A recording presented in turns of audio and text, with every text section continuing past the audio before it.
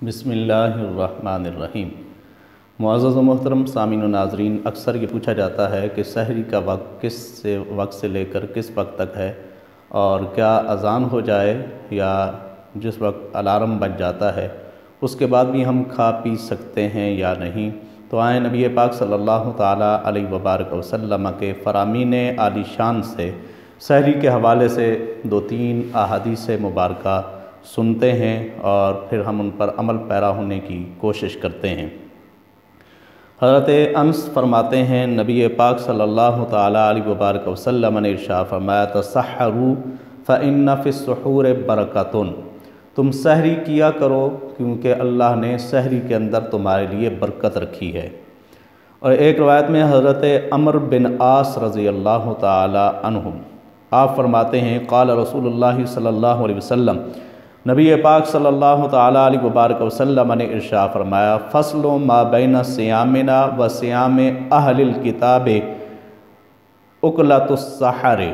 کہ ہمارے اور اہل کتاب کے روزوں کے درمیان فرق ہے سحری کا کھانا۔ جو آدمی سحری کھاتا ہے یہ اہل کتاب اور اہل ایمان کے درمیان نبی پاک صلی اللہ تعالیٰ علیہ وبارک وسلم نے فرق بیان فرمایا ہے۔ اور ایک روایت میں نبی پاک صلی اللہ تعالیٰ علیہ وبارک وسلم نے ارشاد فرمایا، حضرت حفصہ رضی اللہ تعالیٰ عنہا فرماتی ہیں قال رسول اللہ صلی اللہ علیہ وسلم، نبی پاک صلی اللہ تعالیٰ علیہ وبارک وسلم نے ارشاد فرمایا من لم یجمع الصیام قبل الفجر،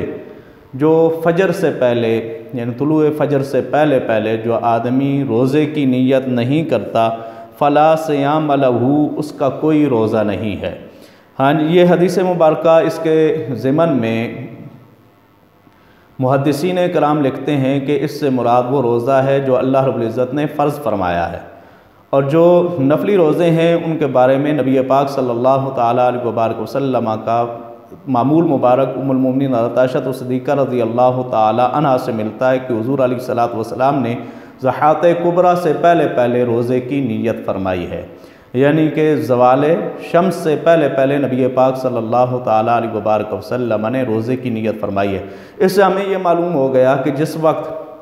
سحری کا وقت ختم ہو جاتا ہے، طلوع فجر ہو جاتی ہے، تو طلوع فجر کے بعد ہم کچھ کھا پی نہیں سکتے۔ جب اذان ہو جاتی ہے، آج کل جدید دور ہے، وقت مقرر ہمارے سامنے موجود ہوتا ہے، کیلنڈر موجود ہوتے ہیں، اور پھر اذان ہو جاتی ہے اور یا کچھ علاقوں کے اندر الارم بجا جاتے ہیں، ان کے ساتھ روزہ بند بھی کیا جاتا ہے، افطار بھی کیا جاتا ہے۔ تو ہمیں چاہیے کہ جب سحری کا وقت ختم ہو جائے اس کے بعد کچھ بھی کھائیں پیے نہیں، اس سے پہلے جو کچھ ہم کھا سکتے ہیں وہ کھائیں، اور سحری کھانے کے اندر معمول بنائیں۔ حضور نے جو فرمایا کہ اس کے اندر برکت ہے، تو اللہ نے اس کے اندر برکتیں رکھی ہیں۔ اللہ رب العزت ہمیں یہ برکتیں نصیب فرمائے۔